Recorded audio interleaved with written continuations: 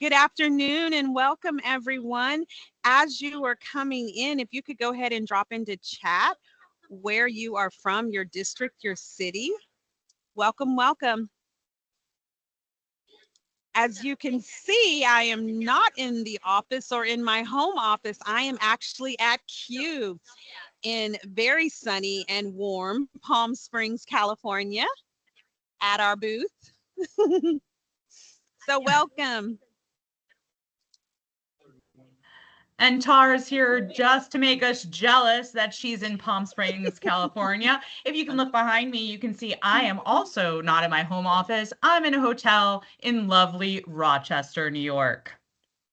So I'll be facilitating today's webinar, and we'll get started in just a few seconds. But first, I just want to call out someone famous on our webinar tonight. And we have Jason from Arizona. He is one of our ViewSonic experts. He's actually come out to California and visited with us, and he does training for us as a contractor. So if you want to ask Jason any questions about our amazing ViewSonic experts program, he is the guy to ask. He's had a good time visiting with us.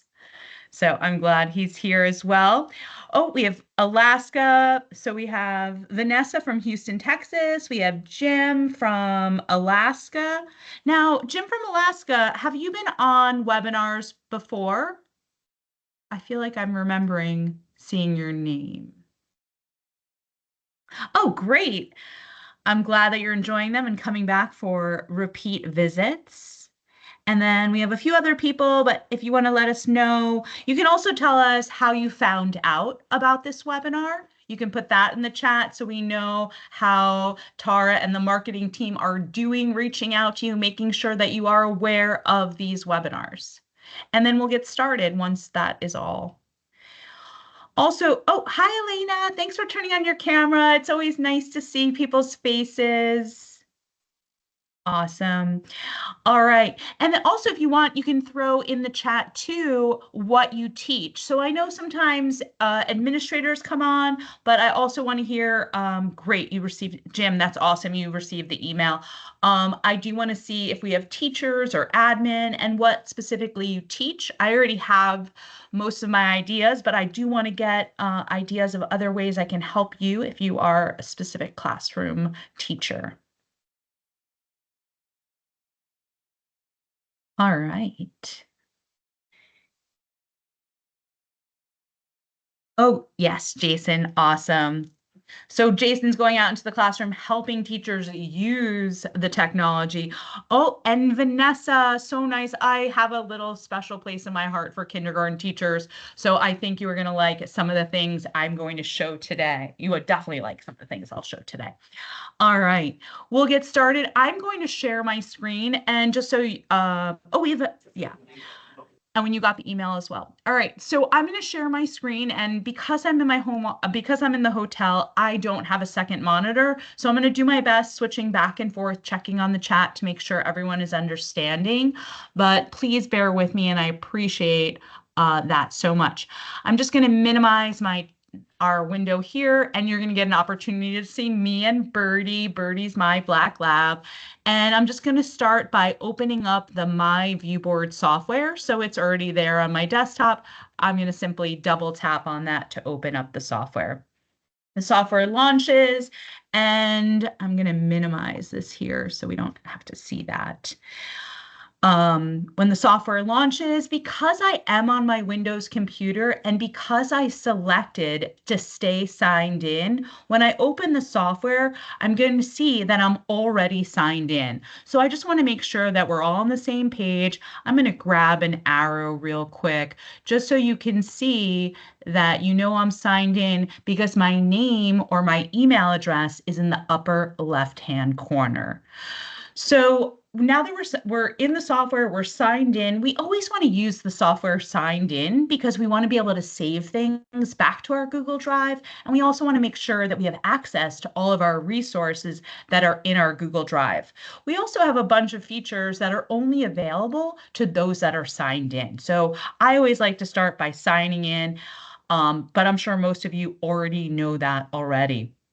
So today we're going to be talking about manipulatives, and I love manipulatives because I want students to be able to come up to the board and move things. Oh, there we go. And move things all around the board. So one of the best feature of our panels is that they are interactive. So I want to get students out of their seats and interacting with content. So that's our focus today, is how do I get students to come up to the board and demonstrating their understanding to me as the teacher, but also to their peers. So the first thing we're going to start with is we're going to create something totally from scratch. Then we're going to move into creating something with some of the amazing resources that we provide for you. But I know as teachers, most of us have a ton of resources already created in our drive. And so now I'm going to show you how you can use things you already have in your Google Drive and make them more interactive, get students out of their seats and up to the boards. So let's get started. I'm just going to draw an arrow. Well, I'm going to take this arrow here and I will drag it.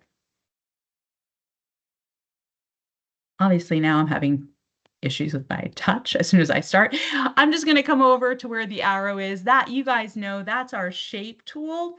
So I tap the shape tool once to activate it, and I tap it a second time to see the additional options. So you can see here, I'm currently an arrow, but if I just move to the right, that's where I'm going to be able to add a table. Now, tables are one of my favorite tools because that is going to help me and my students become more organized. So I tap on the tables. I'm going to select the number of rows and columns that are appropriate. And I'm just going to make a 2-column chart with a 3-column chart with 2 rows. So once I release my hand, then I have the table on the canvas. Now, what you're going to see is that the table comes in the upper left-hand corner, but I want to have this centered on the page. So the first thing I'm going to do is I'm going to use the select tool. That is the mint green arrow, and I'm going to use my finger and just lasso it. I'm drawing a circle around the table so that way I can move the table into the center of the canvas. Now, the activity we're going to build real quick today together is I'm going to be sorting. I want students to come up to the board and sort solids, liquids, and gases. So the first thing I'm going to do is I'm going to identify what each of the columns are.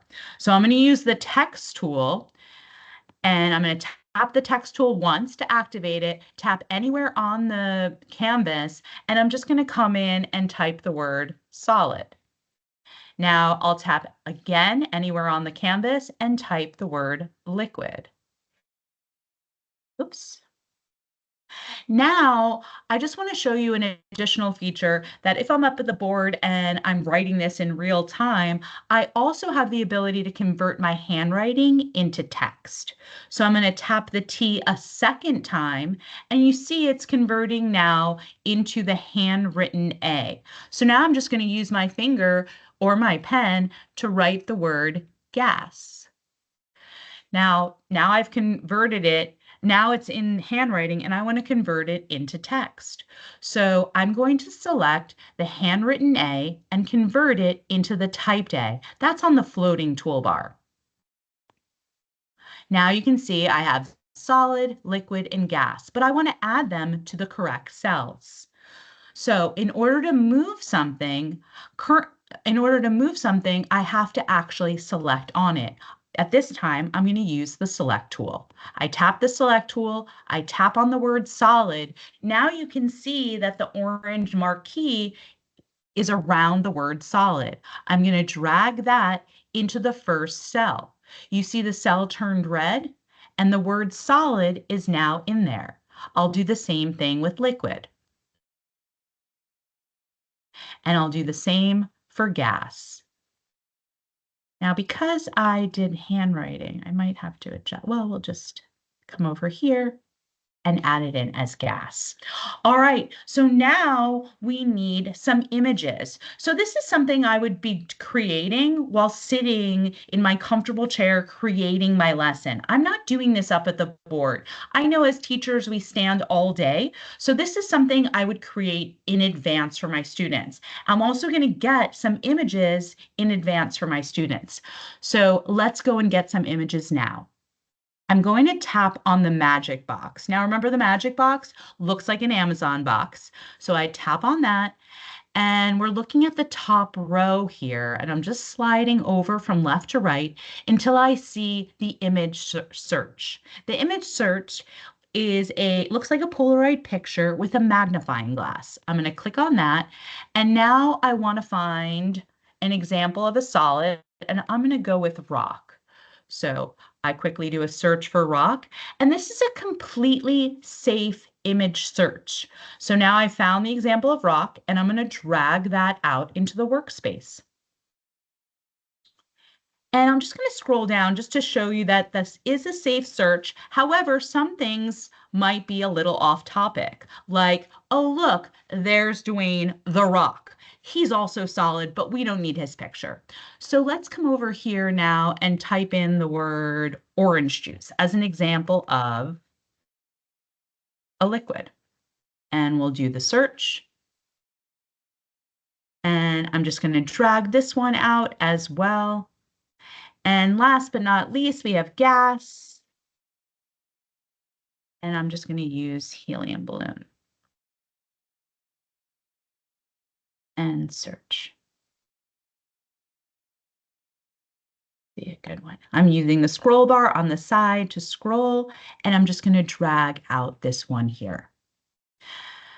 Now, remember, if I want to make all of these the same size, I can simply click on the object and in one of the corners, choose to drag them and make them similar size. And you can do that if you want, or you can leave them as the same size.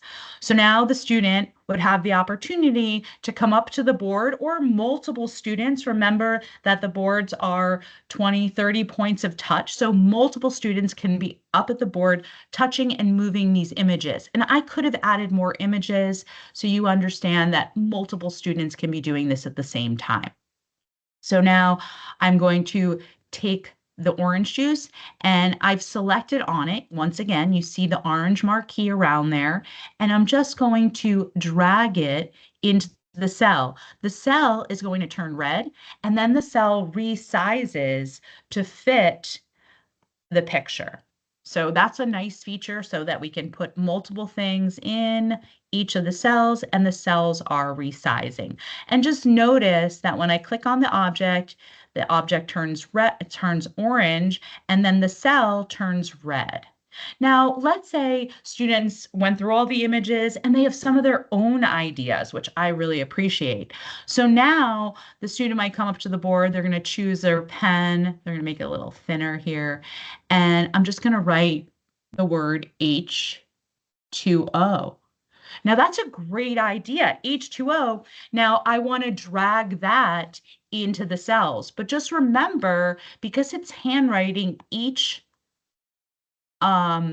letter or each number is actually its own object. So what I'll do here is I'll use the select tool, once again, circling the entire thing. Now I'm going to group all of those items together. And you know what? H2O could actually go in each of the categories, in each of the columns. So what I'm going to do is show you another feature, one of my favorites. I'm going to tap on the word H2O. Remember, it's already grouped. And now I'm going to select drag to copy. So it looks like two pieces of paper with a very small 4 directional arrows in the lower right-hand corner. So I'm going to tap on that.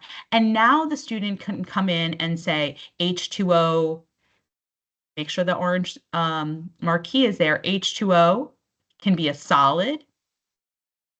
H2O can also be a liquid, and it can also be in the form of a gas. All right. I'm going to pause there for a second.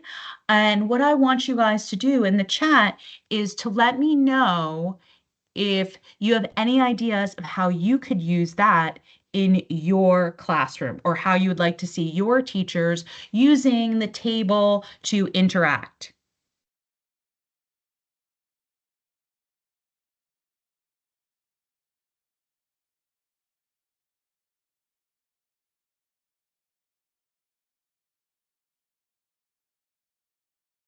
Money. Tracy, that is an amazing example. We do, so I also do a money example as well. And I love adding money. And I'm going to show you a way to make manipulatives look more realistic in just a second. Initial sound sort, great. Life cycle of the butterfly. Perfect.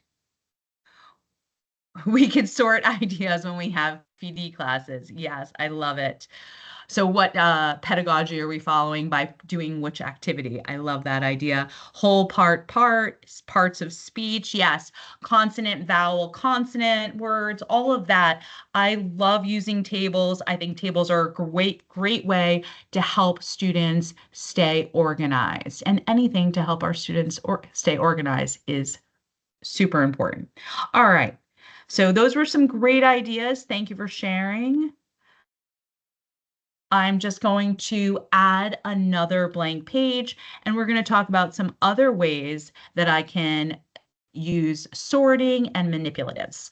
All right, so I'm adding another blank page off the floating toolbar, and then I am also going to draw an arrow over here to our backgrounds. Now, just remember, backgrounds are found under the icon of the mountains in the background.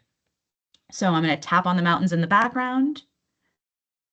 And today I'm going to focus on the fourth icon. So 1, 2, 3, 4. It looks like a bird. It looks like a hurricane. It's also the 3 primary colors. And here, I'm sure many of you have found this already, but you're going to see the ViewSonic Originals. This is like Teachers Pay Teachers, but for free. So I love all the backgrounds in here. There's so much I can use. I love that it's broken down into subject area. And I love that there actually is one for organizers. So today we're going to be talking about a type of organizer, but instead of actually going into that folder, I'm just going to type in the word Venn. And we'll do a quick search. And you can see there's tons of Venn diagrams. I'm going to choose this one here. And I'm just going to add this to this page. Now, if I added a Venn diagram to all the pages, that would just look weird. So let's just add it to this page. And here is my Venn diagram. Now, once again, I have to label the Venn diagram. You guys already know that's the text tool. But when I look over here, it's still that handwritten A. I'm just going to tap it once to activate it, and I'm going to tap it a second time to change it over to the typed T. So now I'm just going to come over here, and this is great for my kindergarten teachers. We're going to talk about things of winter, clothes we wear in winter, activities we do in winter, and things that we do or wear in summer. All right, perfect. And now once again, you can see on the text tool, if I go to drag the word winter, I kind of want to center this and make it look a little bit better. If I go and tap again, just remember, once you're a tool, you're always a tool. So currently I'm a text editor. So every time I touch the board, I'm going to be that text editor. So just remember, I have to come over to the toolbar and choose to become the the select tool. I tap on the select tool and I simply label the 2 circles. One is winter and one is summer.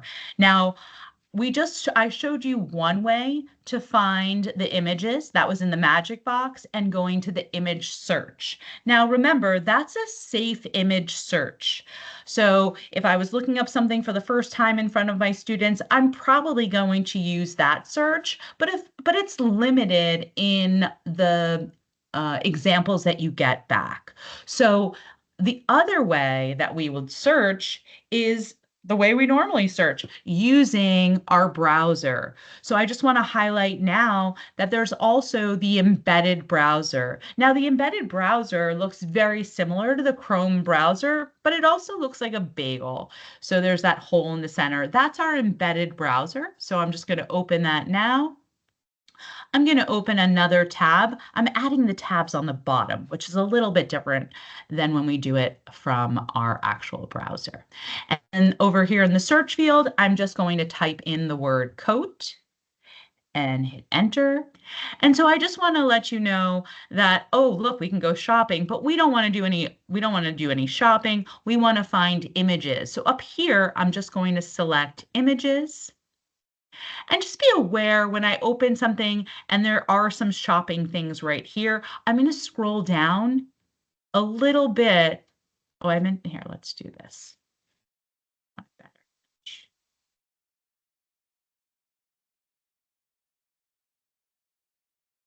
Sorry, I meant to say jacket.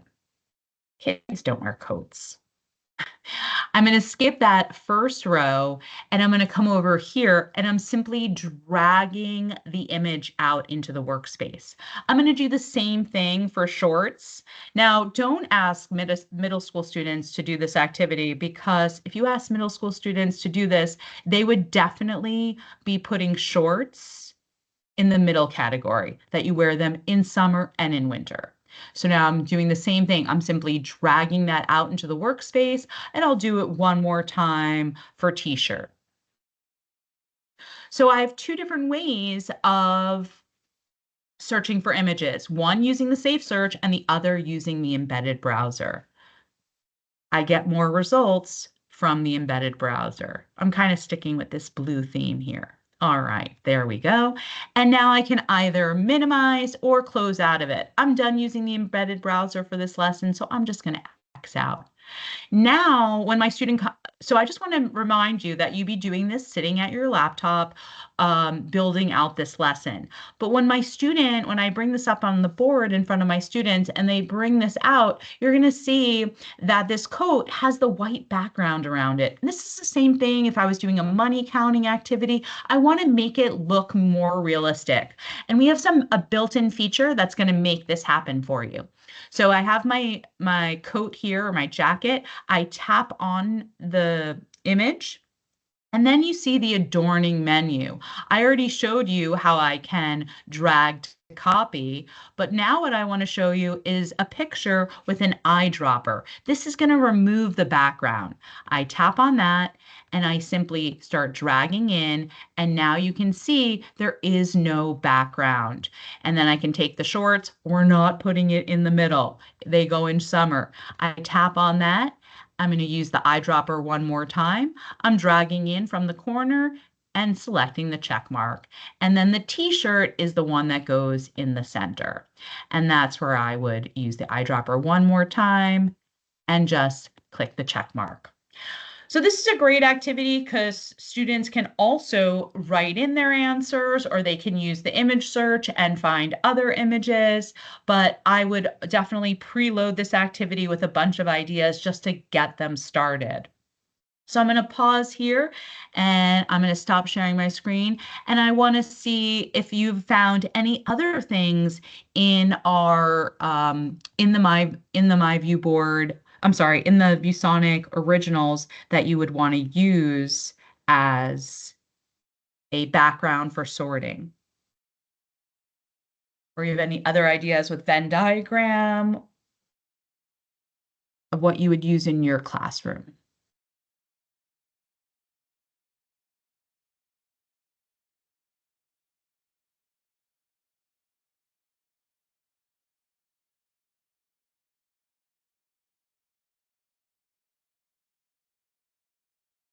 Does that make sense to everyone? How we can use backgrounds and then add things on top to use that as the manipulative. They have a T-chart type of background. Awesome. Thank you, Jason. Yes, I love the water cycle. The water cycle, I didn't even tell you guys, I was former middle school science teacher, so I always taught the water cycle. Yes, I also love how easy it is to drag images out using the embedded browser.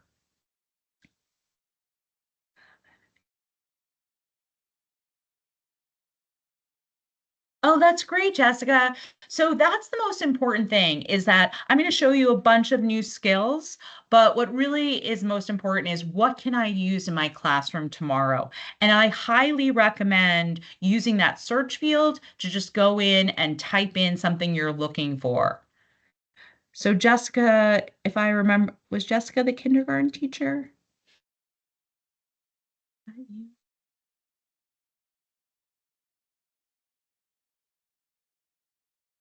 Yes, Jessica was the kindergarten teacher. So, hi, how are you? So, you can go in there. There's like number lines. So, students, there's so many things. There's also line paper. So, to practice our handwriting, you would just go to lines. There's so many cute ones. And then also there's calendar, which is another great way to use the background. All right, awesome. Thanks for turning your camera on, Jessica. All right. I'm just going to go back into the software now, and I'm going to add another blank page. And this time I want to use things that I already have. So many of us are using Google Slides.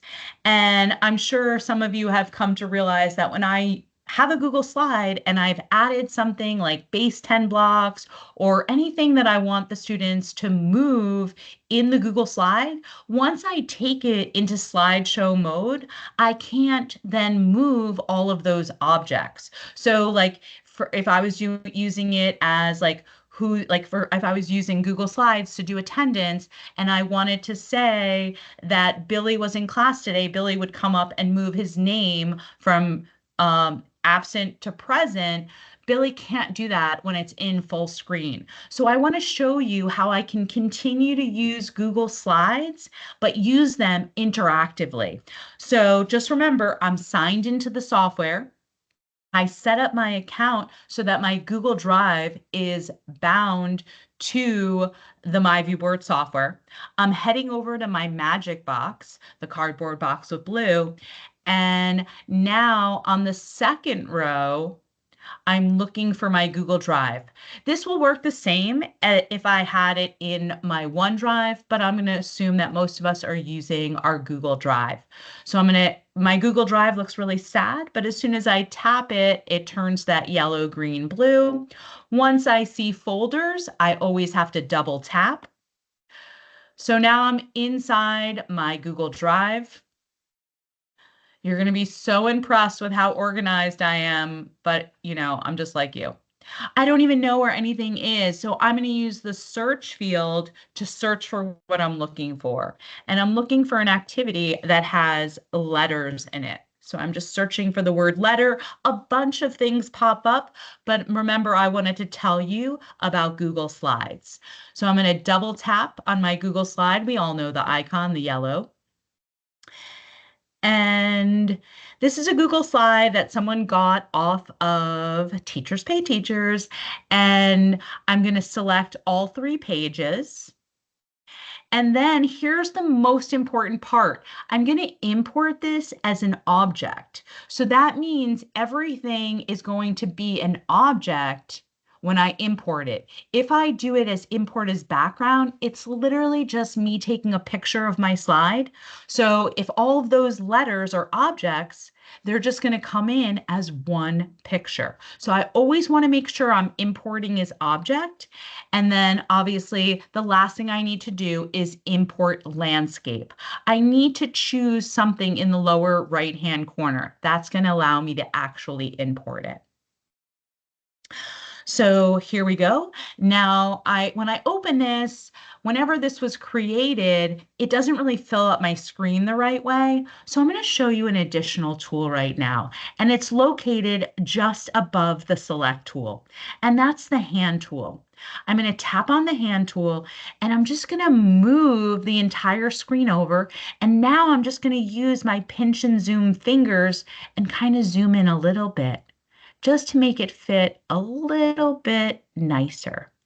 Now, whoever created this file did a wonderful job. So just remember, I'm currently the hand tool. So now I need to choose to become the select tool to move anything on the page. So I'm going to choosing the select tool. And now I see that is a picture of a very happy dad. So it's consonant, vowel, consonant. I'm going to come over here and I'm going to have the student drag the D, then the A, and then the D. Now, if this was imported as a background, I wouldn't be able to do that. But because this teacher created this lesson, that there were multiple letters, I can now drag this out. So if you have old Google Slides that you did want students to come up and manipulate them, or even if you want to manipulate them and drive the conversation in the classroom, as long as you import things as objects, you can do that when it is full screen in the My Viewboard software. I'm just going to pause here for a second to make sure that we don't have any questions or if anyone wants to share any insight into using this in their classroom.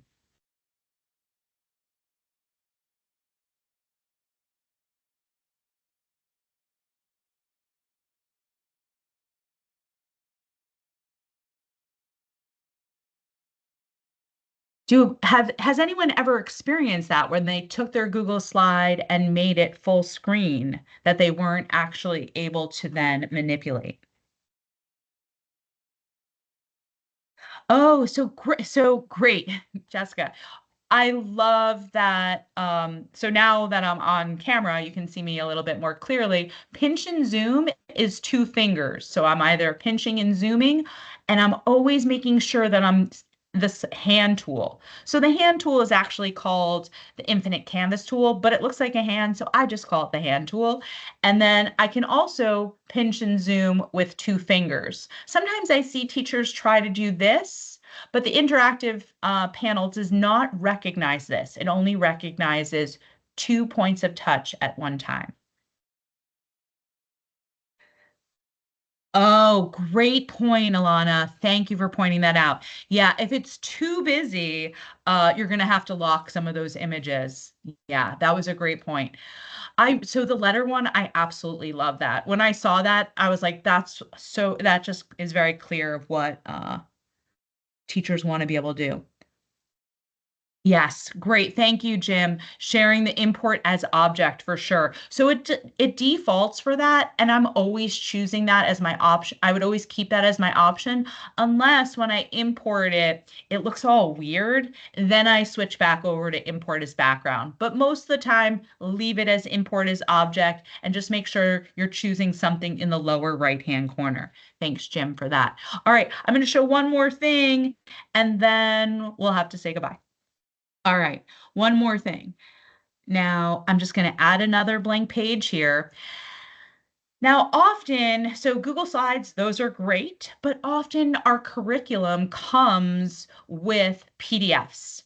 And we know PDFs, there's nothing for me to manipulate on them. So I just want to show you a PDF that I came across that I really liked, but I wanted students to be able to work together and solve this. Now, remember, the interactive front panel doesn't have to be only for direct instruction. It can just be one of the centers in your classroom.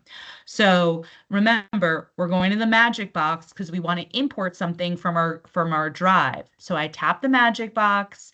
I'm looking at the second row. Now, I don't save anything to my Windows computer, but if I did, it would have been there. I'm going to choose my Google Drive. And I'm also going to use that search feature because I don't know where this actually is. And I'm just going to type in matter. All right. And now you can see I have some PDFs. I also have a states of matter on, obviously I taught middle school science. I have a slide as well, but I'm looking for this PDF. So I'm going to double tap on the PDF. It's downloading. This is just a one-page PDF. So I'm going to select on this one page. Now I'm importing it as object, but remember it's a PDF. There's no objects in this. And then over here, I get the option to import this as portrait because it is that PDF. So I tap import as portrait. Uh-oh, close your eyes. The answer key is there.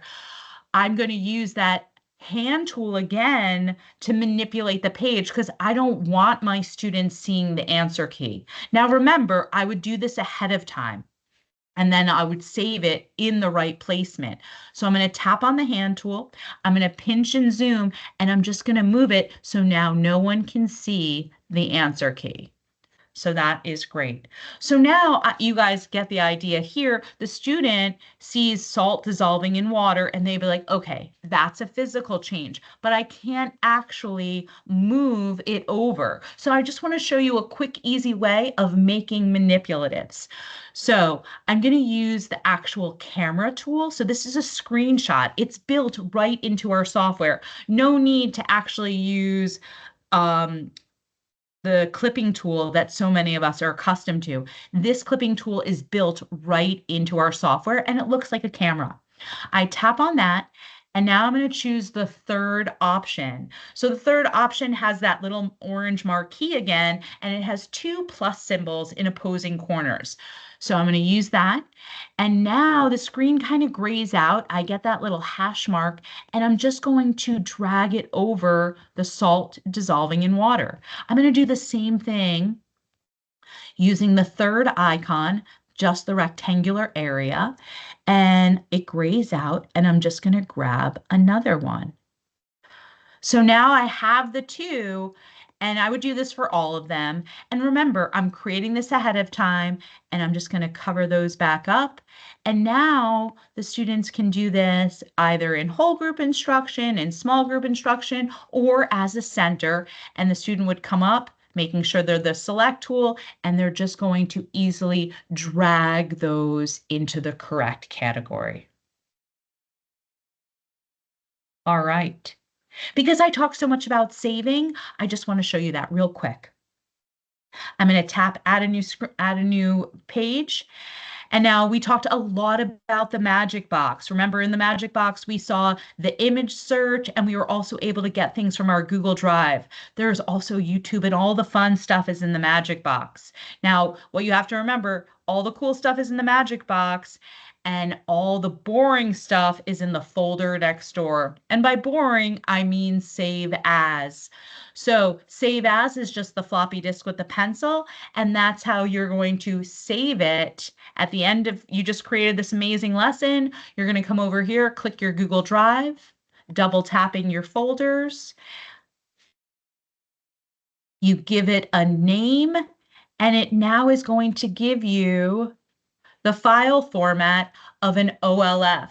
I'm going to click save, the check mark, and you'll see at the top of the page, it's going to now say where it's located. Let's drag this out of the way here. It's going to tell me it's in my Google Drive as webinar. So that's how you're going to save it so that you can continue to use this year after year. All right, I'm just going to minimize. I'm going to head back over, see if we have any questions. Yes, it's an easy way to make a static PDF interactive. Kiss your brain.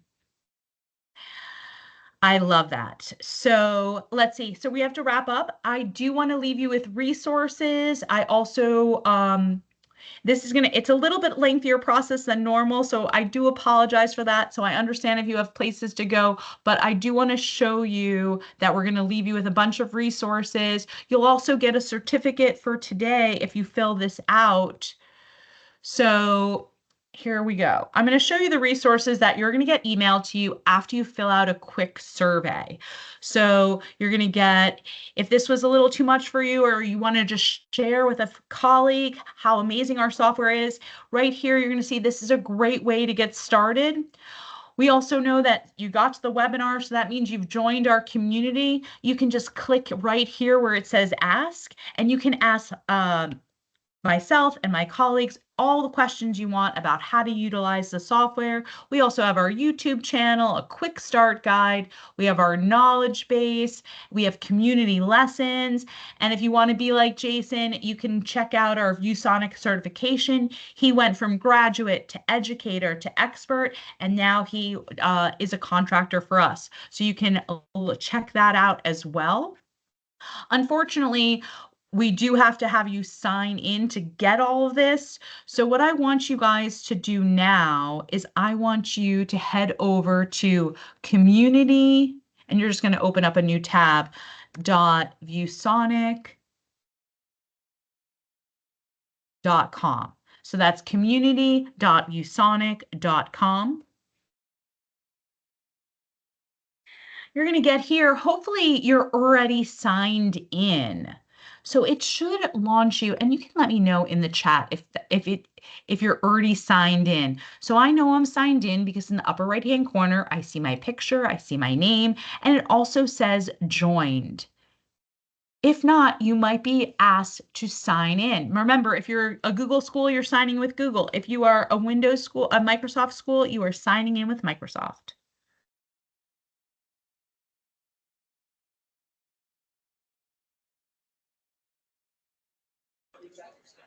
Oh, did you send a direct link, Tara? I did. I just wanted to let you know, for those who are already members, there's a direct link to the form to complete in the chat. So you can just click right on that, and that'll take you right to that form. If you scroll all the way to the bottom, it'll say community webinar. That's the box you'll select so that you can earn credits for this event. Oh, perfect. Thank you for opening that up. That is amazing. We just changed our website, so sorry about that. But this is amazing. Now you can scroll through here. You can see today you did an educator community webinar. You can put your email in there. Who led it? This was Bari Gertsen. That's me. I don't even think I introduced myself. I do apologize. You saw Birdie and you saw a side profile, but my name is Bari Gertsen. Thank you so much for attending. And then you can answer some of those questions. When you submit that, you're going to get a certificate saying that you completed today. You're also going to get all those amazing resources I just shared with you. And there's even more in there. Oh, I got a page not found, but then it refreshed. Awesome. Thank you for letting me know. Awesome, awesome. Okay, Bari, thank you for this. This was awesome. As you can tell from feedback, very timely and much needed information shared. Yay, yay, and yay. I have a lot of background noise right now, so I'm gonna okay. go on mute. Yes. I'm so sorry. But if there aren't any additional questions, we will close out our event. Again, take advantage of the resources in the community. Ensure that you complete that evaluation form that's in the chat. Just scroll up. And I hope to see you. Oh, and don't forget, we have Tech Tuesdays, which are our virtual office hours every Tuesday at 9 a.m. If you happen to be available at 9 a.m. Pacific time, we'd love for you to join us there. That way you can get any questions you have answered in real time. Okay? Yay. Thank you so much for attending. Thank you. We appreciate you. Have a good day. Thank you. That was awesome. Thank you. Thank you. Bye-bye. Bye.